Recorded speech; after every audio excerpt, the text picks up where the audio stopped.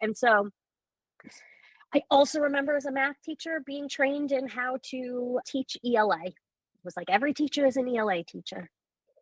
I think every teacher needs to be a career teacher.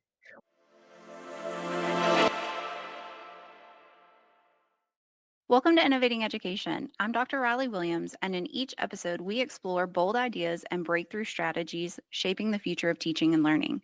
Today's guest is Shira Woolf Cohen, educator, author, and co-founder of Innovageous. With over 25 years of experience bridging youth workforce development and K-12 education, Shira has dedicated her career to making learning relevant and empowering.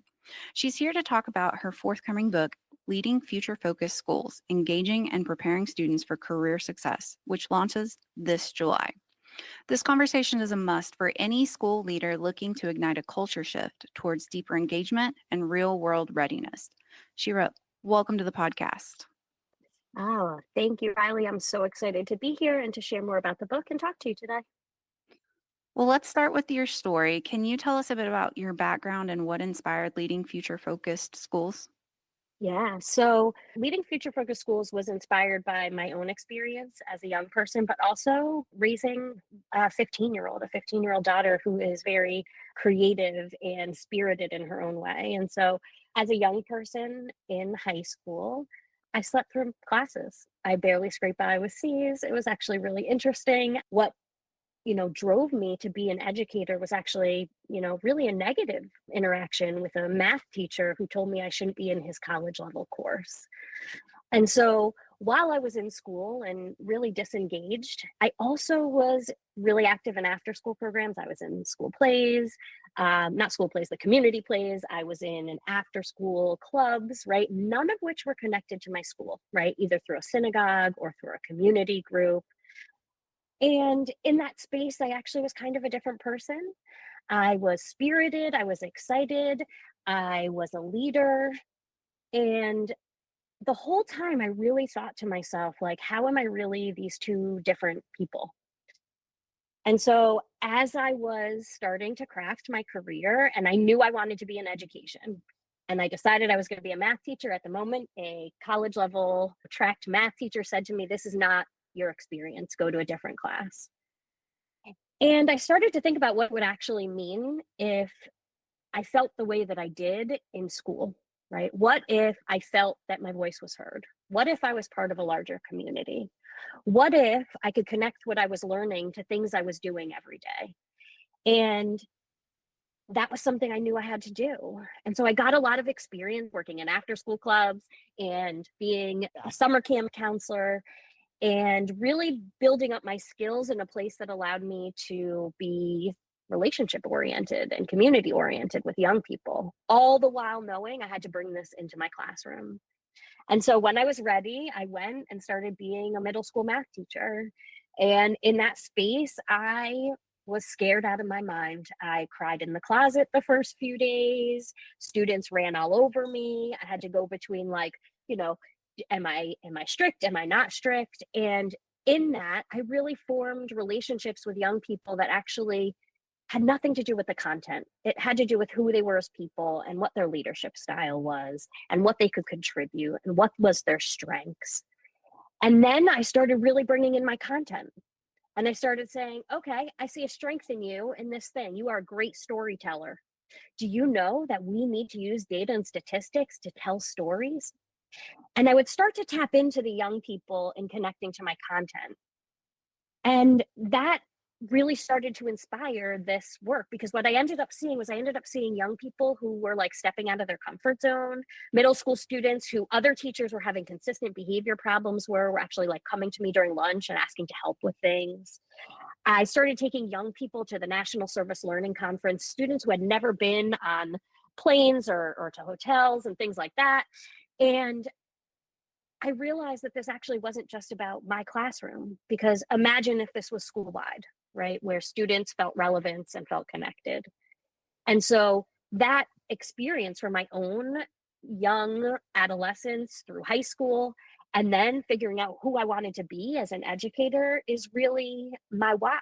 And the second part of my why is my own daughter, because my own daughter has been crafty from a very young age. She has also been, frankly, not challenged in school on a very authentic way. And so we were always fostering her creativity. She was the kid in fifth grade during COVID where underneath the screen, she was watching YouTube of how to learn how to crochet. And from that, she started a business and she started going to farmers markets and craft fairs and selling, right?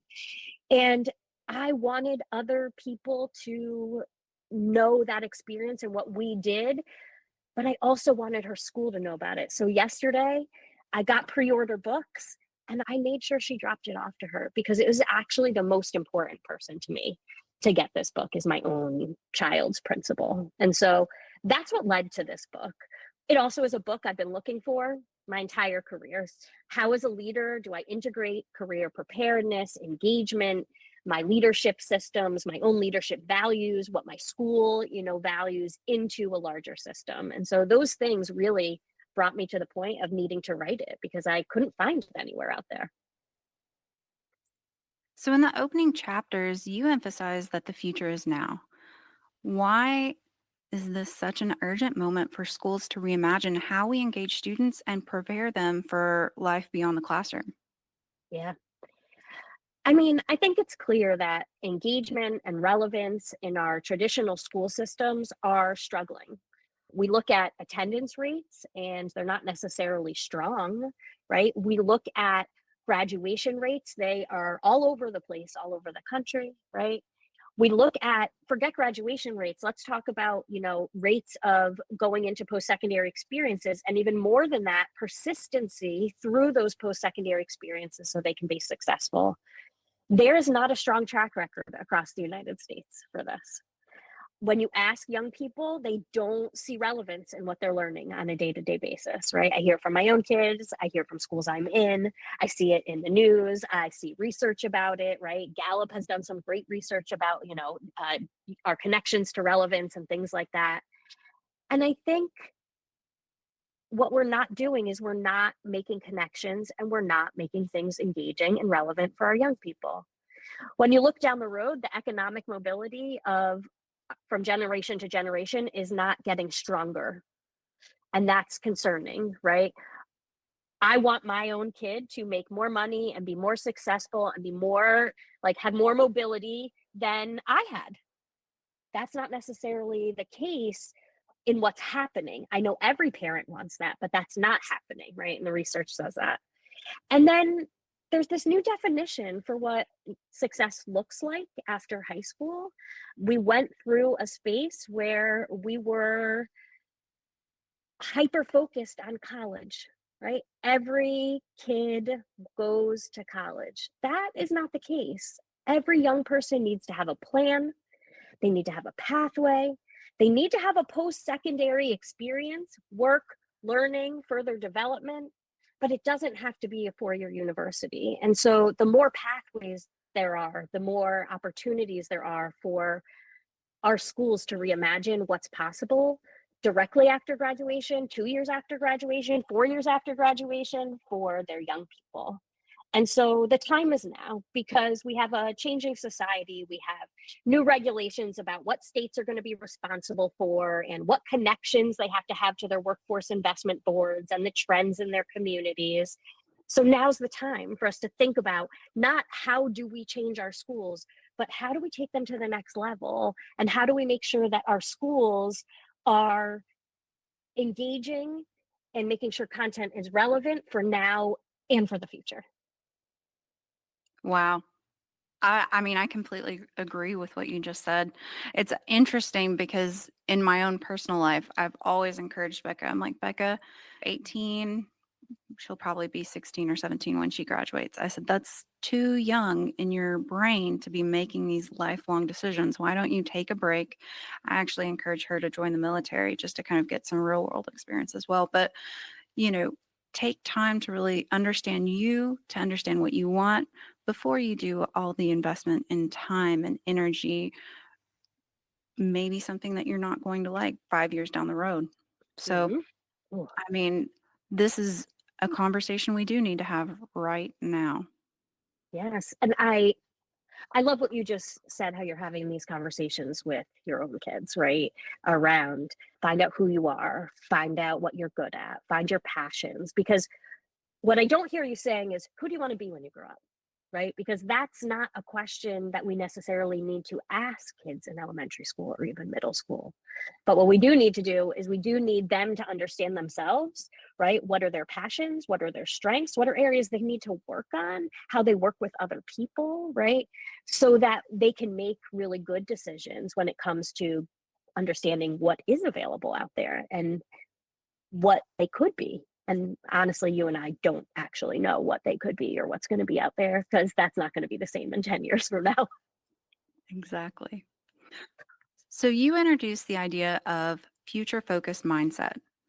How is that different from traditional career readiness, and how can leaders start to cultivate it school wide?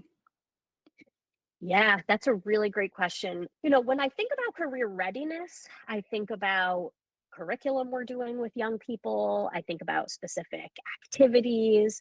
I think about not necessarily the things that are happening day to day in their math classroom or in the hallways or the way they interact with their counselor.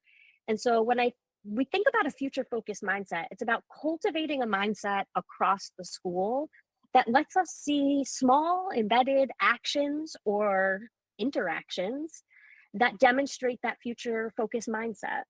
And so some of the things, we specifically think about, especially when we're in classrooms, I think that's one of the most traditional places where there might be barriers for educators thinking like, I'm teaching here math, right? Or I'm responsible for social studies, or I'm responsible for teaching fifth grade, right? But this is the space where we oftentimes want to look for those regular interactions. And so here's some of the things that we might see on a day-to-day basis that really demonstrate that future focused mindset. So we might see young people having roles in the classroom. I know we see that a lot, right? Students have jobs. Students also, and in real life, we don't just get handed jobs. We have to somehow acknowledge why we're good at the job. We might have to do an interview, right? But we're seeing young people engaging in jobs and engaging in a responsible way and gaining access to those jobs in a way that isn't just saying, hey, I want to be the paper passer outer, but like, I'd like to be the paper passer outer because I'm very organized, my folders are clean, and I would be great to keep track of this, right? Like something, it doesn't have to be an application. It could be if it was middle or high school, right? But maybe it's something simple. We also see a lot of intentional visuals that the teacher has put up around the room. Everything from student work that demonstrates professional behaviors to connections to specific careers for maybe students served as student reporters, and you might see a bulletin board that has the reporters pictures and their bios or something, right? But we're seeing visuals in the classroom that don't just say, hey, my kids are writing and my students are writing, but they're writing for a purpose. We also see social emotional skills integrated, but I just want to say more than integrated, they're named, right? When a student demonstrates, I saw you work through and persevere through that concern that you had or through that problem that you weren't able to overcome, we're able to name that so that students then can say, oh, I did persevere that time. That wasn't that hard. Maybe next time I can do it again, right? And so we're naming specifically those skills. We're also integrating cross-sector competencies. Some people say soft skills, some people say durable skills, some people say 21st century. We always say cross-sector skills. This is the skills that doesn't matter day to day, classroom to classroom, that every teacher can foster, right? Around time management, around communication. Very similar to SEL, but we're specifically fostering them so that our young people know that this is important. We're also acknowledging how that content can be used, right? I saw a teacher in action who kept calling her students architects when they were learning in their science class. And I was like, I love this, right? But how do we specifically make connections? And something as simple as that, referring to the students as a career name, or just acknowledging that, this is something that this career does every day. We're not forcing careers on young people. We're just making them know, again, I might be really good with numbers and maybe you might call me an analyst that day, right? And so I think there's a lot of things in that way and how we connect the content. Some of the other things might even include like making sure that students have the opportunity to demonstrate leadership, even in a simple way, getting up to show the problem, being partnered with someone else, but really bringing out those leaderships and their independent strengths on a daily basis. None of these require planning. And I think that's the key for teachers is the future focused mindset doesn't necessarily mean I have to set aside time to do a lesson. It just means that I'm looking through this lens when I'm planning and when I'm interacting with young people to make it relevant and engaging for them. One of the book's powerful assertions is that every teacher is a career teacher. What does that mean in practice, and how can leaders support that mindset shift? Yeah, so it's hard. Teachers, right? I was a middle school math teacher. I received lots of training in how to teach math and lots of training and maybe how to do traditional classroom management. No one ever sat me down and said, let's talk about how you foster social emotional skills, or how do you bring out strengths of your young people, or how do I connect to careers? Careers, I'm here being a teacher. I certainly don't know all the careers that are out there, right? And so I also remember as a math teacher being trained in how to teach ELA. It was like every teacher is an ELA teacher. I think every teacher needs to be a career teacher. We are all responsible for the future of our society, for the future of our young people. And so many times schools are focusing in on a counselor who comes around once a month and does a career lesson, right? Or the platform. Some of these platforms are great, but the facilitation and the implementation might feel very compliancy. And so having every teacher as a career teacher means that we're building that future focused mindset that I just talked about. It means that every teacher has a shared responsibility in knowing that, like, what I'm teaching in this class, I should be connecting to the future because this student in front of me might actually really connect to this and want to learn more. And unfortunately for us as teachers, sometimes people feel like we have to have all the answers. We don't have to have all the answers, but we have to be able and willing to reach out to others. And so I do think as a leader, it is going to be really important for leaders to focus on how do I support and hold accountability to my educators when we've set this vision for a future focused mindset, right? High support and high accountability. What that means is that we're really clear in our communication, we're providing professional development and resources, we're building a shared buy-in, right? But then on the other end, we're also checking in, right? We're going in and doing walkthroughs. We're giving feedback. We're giving opportunities to say, like, here's something that you might add in and be a value added instead of saying, like, hey, I noticed you didn't do this, right? Because we're coming from a strengths-based approach in building this career development and future-focused mindset across the school. I really appreciate what you said. When I was in school, absolutely everything was college driven, right? And if you were on that AP track, it Yeah. was you're either going to be a doctor or a lawyer, or you're not going to be successful at all. Yeah. How many students actually feel that way? I honestly, it's funny because I think that students only feel this way when the adults around them have put these feelings in their head. I think when we demonstrate to young people that there are multiple pathways and we give them those opportunities to explore them, then they feel confident about their pathways. I think here's something I see a lot. I see schools who are very college focused, high schools, and then, they start putting up all these graduation posts and of who's going where. And I'm like, oh, okay, right? Like, I'm not sure that maybe college was the answer for some of those kids, but because we're very college focused and that is the culture. And so I also think we have to be culturally responsive to the community we're in, right? And if the college focus is key, then us really honing in on what are the different opportunities, the types of colleges. I recently learned about their, whole network of colleges that really are like co-op, have a co-op feature that allows for students to lean in. And so I think it's going to be really key to not just have students that don't go to traditional four-year universities to just land where they land for the sake of going to college. And so I think it's going to be up to us as adults to create that. I always say every kid should be ready to prepare, ready to apply to college, to make that choice. It doesn't mean they have to, right? But yes, every student should be college prepared, but it doesn't mean that they have to do that. There's a lot of pathways for our young people that lead them to roles that are not don't require degrees, but I mean, I got graduates who are making more than, I made as a principal in their first 5 years in trades. And so that's really great. And so again, we also don't know what's out there.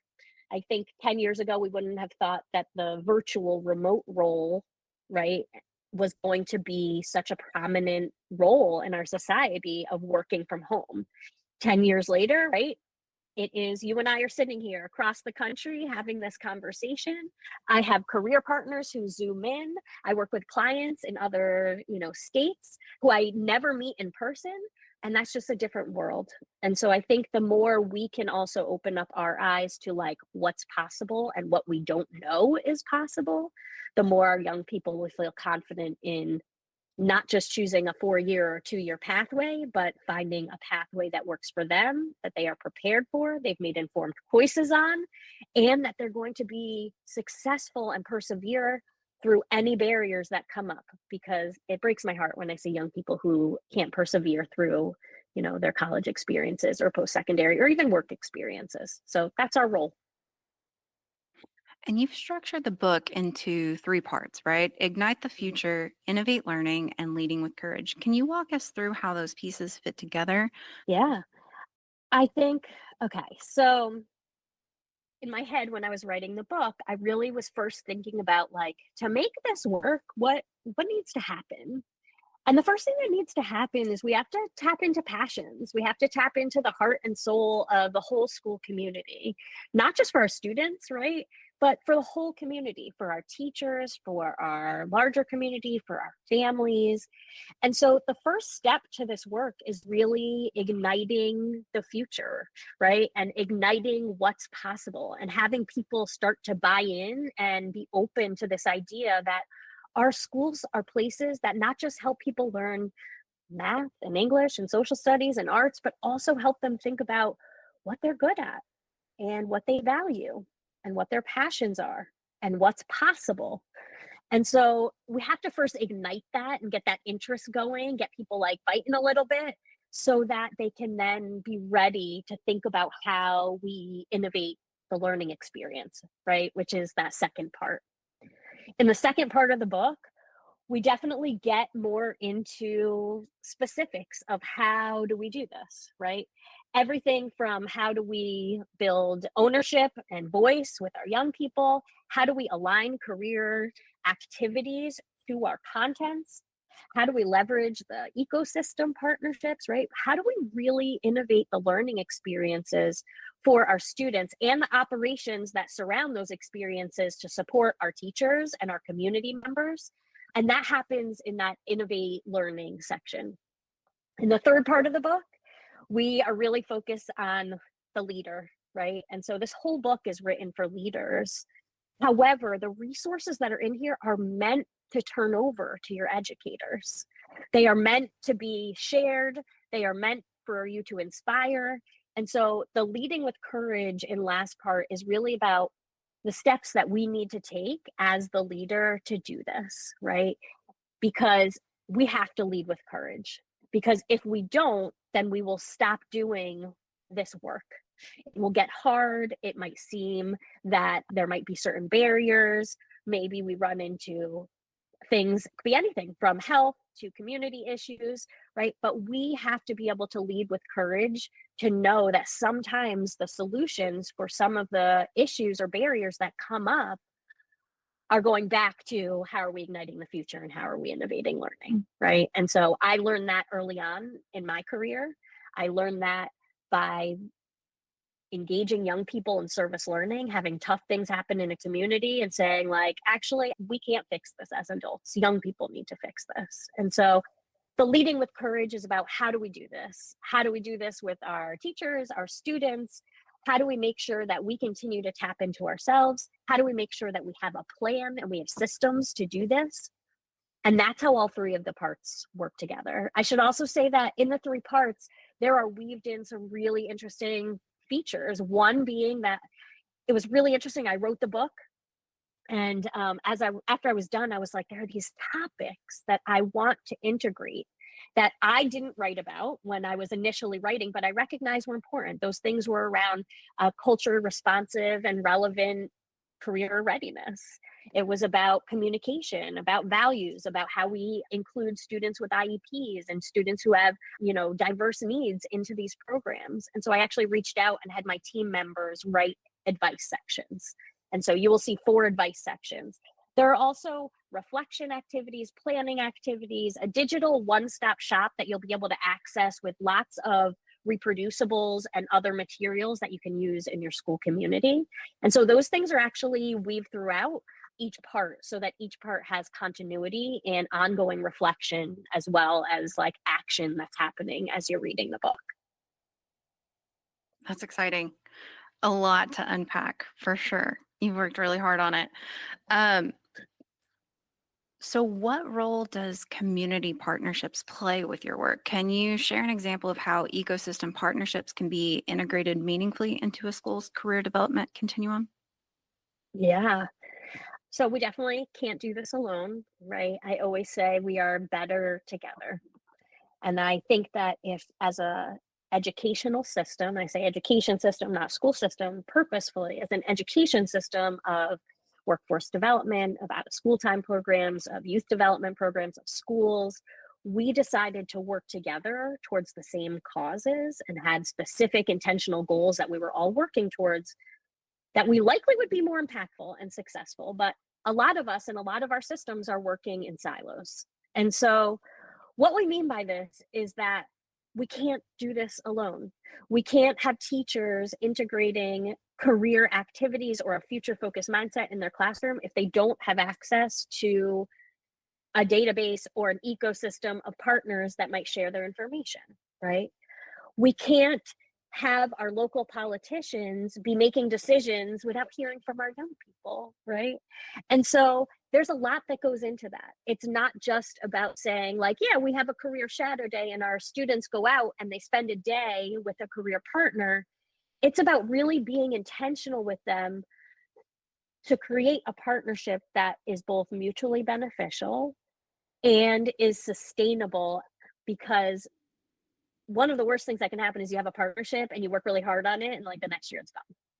And so if we make sure it's mutually beneficial, we can also make sure that we are having this partnership that really is authentic. And so I think about some of the different roles that ecosystem partners can have. And I think about out of school time programs, higher eds, local politicians, families, local community members, corporate community, nonprofits, right? All of these folks, we can have them coming in to do simple guest speaking. We can also have them, by the way, Zoom has changed a lot about that. And so it used to be like a big deal to send folks, right, have to take the half day to go to the career day. Now it's like, I can Zoom in for 20 minutes. That's no big deal. But when we get deeper, what it looks like is community partners and career professionals actually meeting with teachers so that they can learn what teachers are teaching and they might be able to give some real world examples, right? Or input. As we get into the older grades in high schools and some of the career level classes, we've even seen uh, companies partner for the specific reason of we want to make sure there's a pathway for your young people into our business, right? And so that means co-planning curriculum. It might mean serving on an advisory board. It might mean actually coming in and spending time with students as a guest instructor because they might know that they're going to have 5 scholarships available to then come work at their company or to pay for an assessment that's coming, right? And so we've gone from one simple, thing of, hey, I can be a guest speaker at a career day, all the way to spending time with high school students more on a regular basis for the purpose of cultivating the next generation, folks. When we talk about mutually beneficial, again, that's an example of that's mutually beneficial. The teacher is gaining industry profession insight into what they can be teaching and including and using to prepare their young people through their content. But the employer is also receiving access to the next phase of their possible employees. That's what it looks like in more of the high school.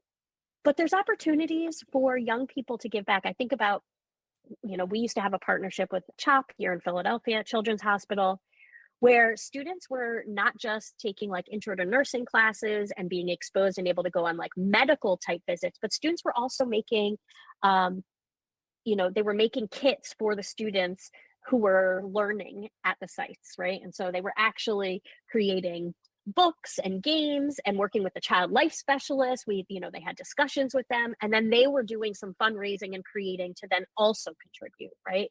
So it wasn't just CHOP hosting students, they were also coming and really receiving some great resources that their students and their patients needed.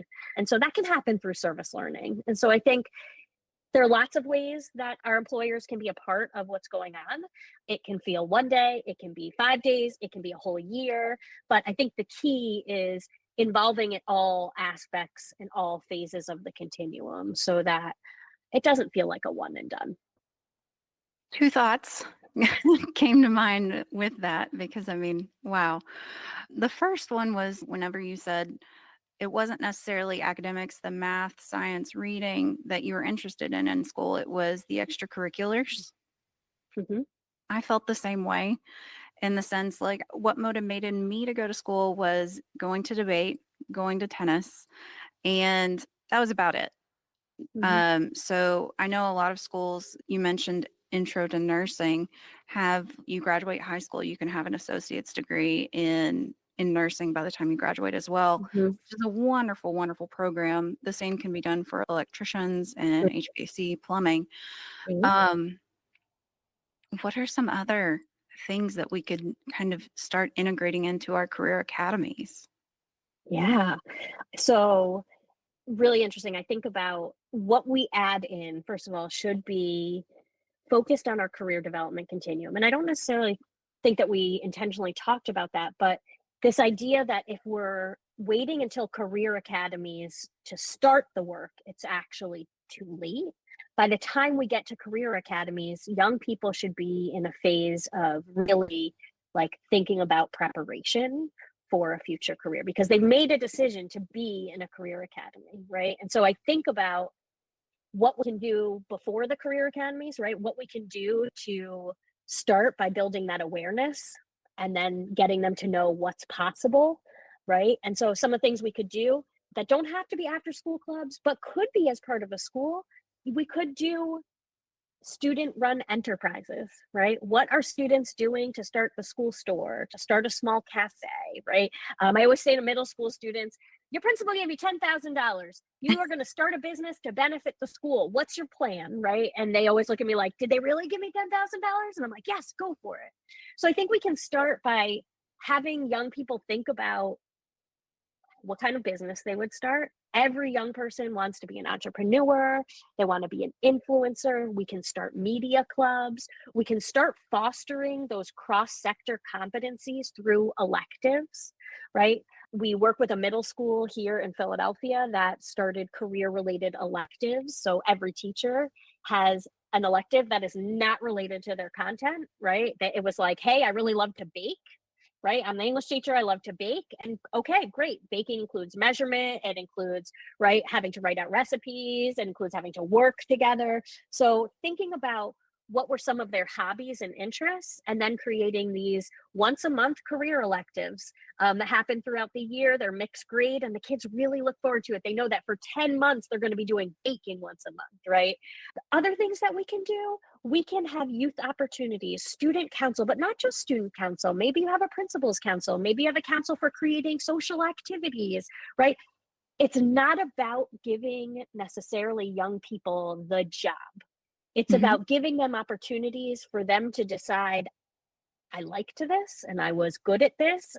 Maybe I liked this, I wasn't good, but I'm going to get better at it because I really liked it, right? And making decisions so that they can continue to build their toolbox for themselves for life, because those are the things that are going to help them succeed in high school and college. Yes, they need to write, they need to be able to do math, right? They have to be able to think and know some, pieces of history. You and I were just talking about that before the show, right? But they need to know how to do these other things more. And so the more we can give them those opportunities to do that while also letting them know what is out there to the extent that we're able to, because we don't know what's out there all the time and we don't know what's there for the future. And so again, I don't think it's about the internships or the specific things that we might be doing when we get to those high school grades. We have to prepare them when they're younger to make those informed choices, so we don't end up with students in a whole career pathway to be a medical assistant, and then their senior year they're like, I have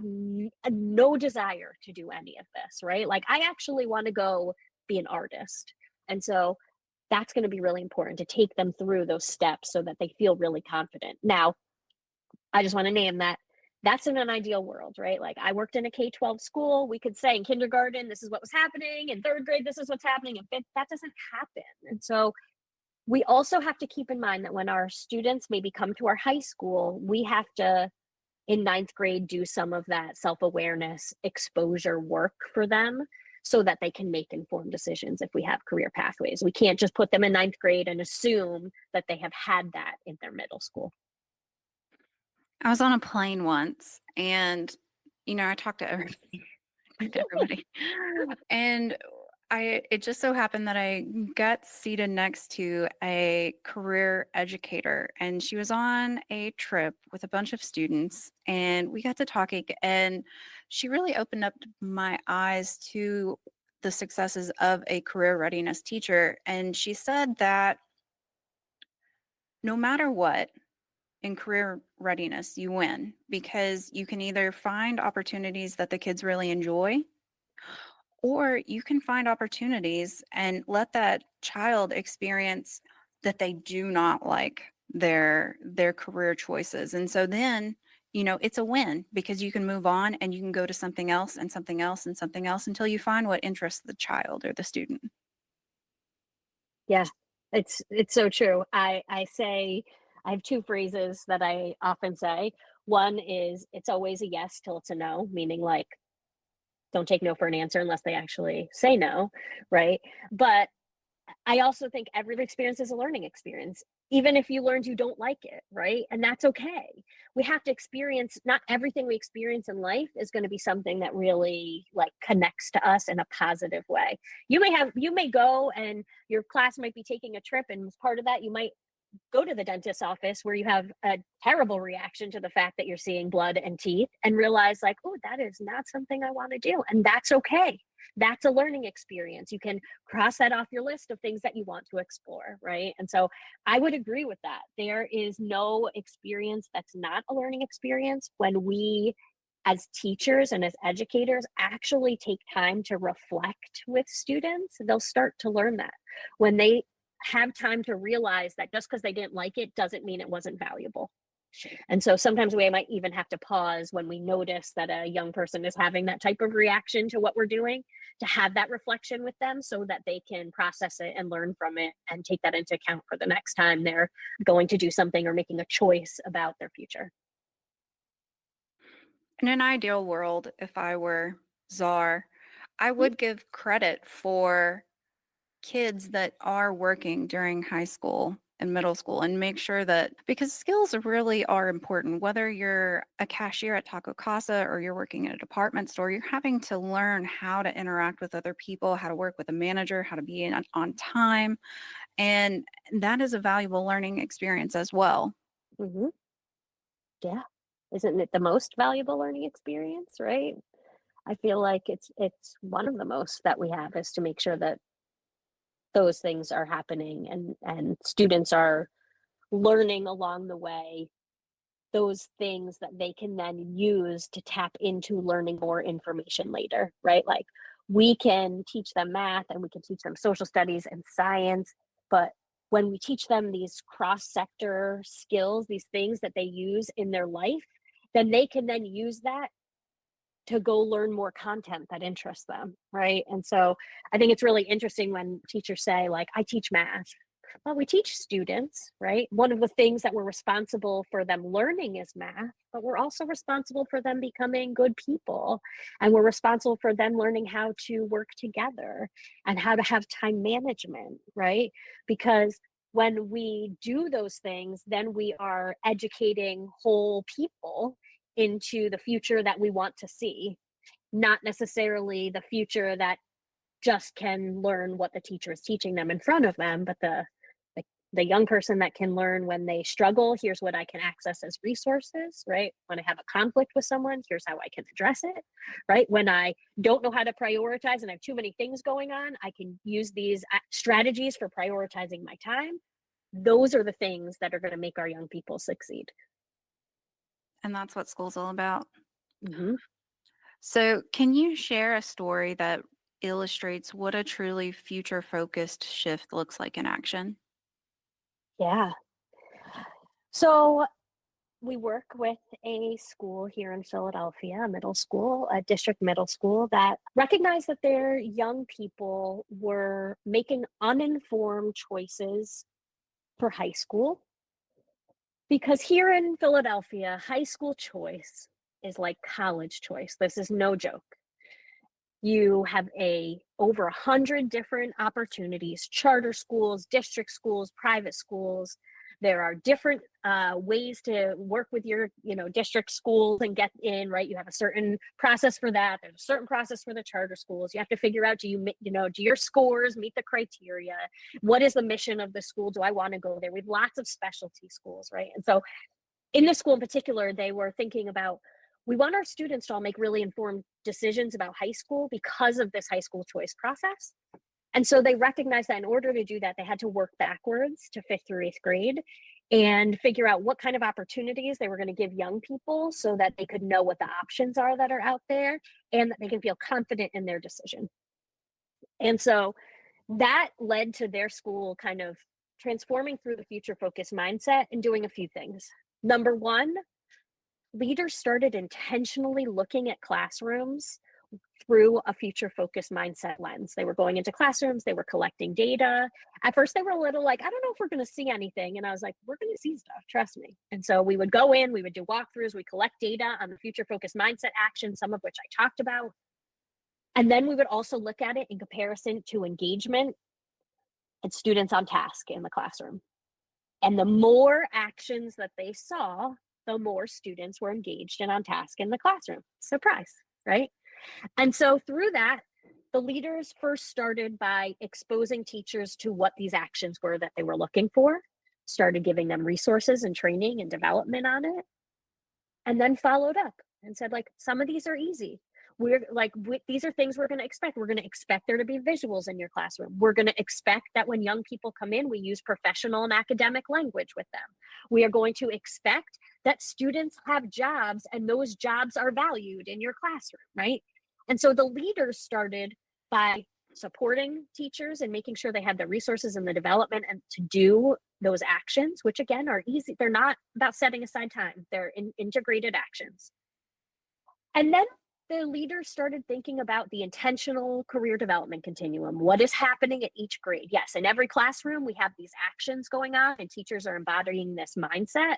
But then what's happening at each grade? And so that looked like things like a course for, I will say, a pilot course. We'll get to the real course, a pilot course. Then it looked like, which was only a quarter for every grade, right? And during that quarter, students learned about high school choices. They learned about the career clusters, right? Things like that. It looked like electives, right? We talked about the teacher-led electives a few minutes ago, so they had those. It looked like intentional after-school programs through partnerships, through organizations like Junior Achievement, right? They help run financial literacy and a pop-up shop program or entrepreneurship program. It looked like specific youth leadership roles in the school where students served as everything from tour guides to digital media team members, right? They got in charge, I use lightly, with their Instagram page, things like that. And now what it looks like is next year, for the first time, this school has an approved course through the school district of Philadelphia for an entire year of every grade all year, just like any other course. And during that year long, they're getting a quarter of financial literacy, a quarter of career development, a quarter of middle school and high school skills and experience. And then another quarter on cross-sector skills. How are we specifically fostering those skills? And that's happening every day. And they're creating a space, a dedicated career space, career lab space that will feel a little bit differently than a traditional classroom. It's a place where young people can explore, where they can collaborate, where they can make things, where they can tinker, where they can make mistakes without judgment, right? And so that's what it looks like, right, in a school. And it's evolving. By no means is this formalized or to the fullest extent, but they've done a lot of work over the past few years. And this year, I think they said 94% of their young people got into high schools of their choice based on informed decisions. Wow. So, for schools that are just getting started, what's one small but high impact action that a principal could take in the next 30 days? Yep. So I would suggest that school leaders starts by, it's summer. So maybe, there's two things I would think, but this is the first one because it's summer. And so I think we're focused more on planning during the summer, which would be to look at the career development continuum. You actually don't need to have the book to get access to our career development continuum. There is a resource hub on our website. Get a hold of the career development continuum, which just shares a little bit more about each phase of the career development continuum and what are some sample activities. Do a mini audit of your school and see what types of activities you already have and where they fall in that continuum. Because ideally, you're going to want to have things that span the continuum, especially if you're in high school, right? In elementary, you might focus on the first two phases of the continuum. And then you might start to think about what's possible, right? Like maybe you say, like, actually, here, I didn't realize that we do this thing already. This could be part of our continuum. So I would say that's the first thing, is get out the career development continuum, look at what those phases are, and start to think about what your school currently does and what's possible.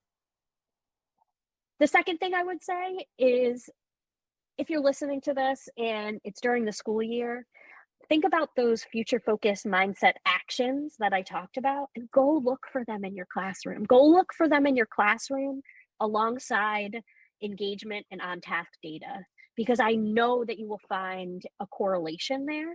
And you also will find places and specific feedback to give pushes for teachers on embodying those skills and mindsets. And so those are two things I would suggest. The book has a ton of resources, like I said, in a digital hub. So that walkthrough checklist that I just described for a school leader is actually in the hub of resources. And so when you get the book, you can access it. But those are two things to start, because this isn't about running the marathon by sprinting at the beginning, right? When you run a marathon, you get to your pace, and you know your school best, you know your population, you know what's possible, you know your teacher community, you know your students. And so take the first steps based off of what you know. And the book has a lot of great resources and planning tools to help you take you through that. That's a fantastic metaphor. Okay. What is one key takeaway that you hope educators walk away from today's conversation? That leading a future focused school is not just about creating a set of activities that prepare and make students ready for careers. It is about the combination of identifying some core activities and then really building that mindset across the school. And so if you are a leader listening to this, I want to encourage you to think about what are some of the ways you could build that mindset across your school. And if you're a teacher, it might just be, how do I do this in my own classroom? And what kind of impacts am I seeing from engagement from students who maybe weren't always engaged before, when I start to do these things around naming SEL skills and giving them youth leadership opportunities and having them have opportunities for jobs, right? How do I see them change? What is the impact? I have one last question. For our listeners who want to learn more about your work or access the book's resources and tools, where's the best place for them to connect with you?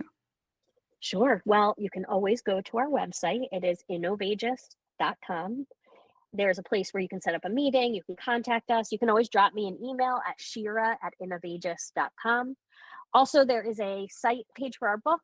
And so you can go to innovageous.com/books and it will give you different ways to order. We want to make sure that districts and schools who are ordering multiple copies are getting discounts and all that great stuff. So feel free to reach out. We'd love to collaborate and share more about the book, and just hope that folks will go and order the paper books ready July 1st. And for our listeners, I will be linking all of those, the website and the book, to the show notes. Shira, thank you so much for sharing your vision and practical strategies with us today. And to our listeners, thank you for continuing to reimagine what's possible. We are proud to be supported by the Solvia Learning Group, whose commitment to advancing education makes conversations like this possible. If today's episode sparked ideas or helped reframe your thinking, please be sure to subscribe, leave us a review, and share it with your colleagues. And before we go, if you're a school or district leader looking to strengthen your crisis readiness, please check out my new professional development course for administrators, a peer-led journey to building a continuity of operations plan, now available through Circles at getcircles.org.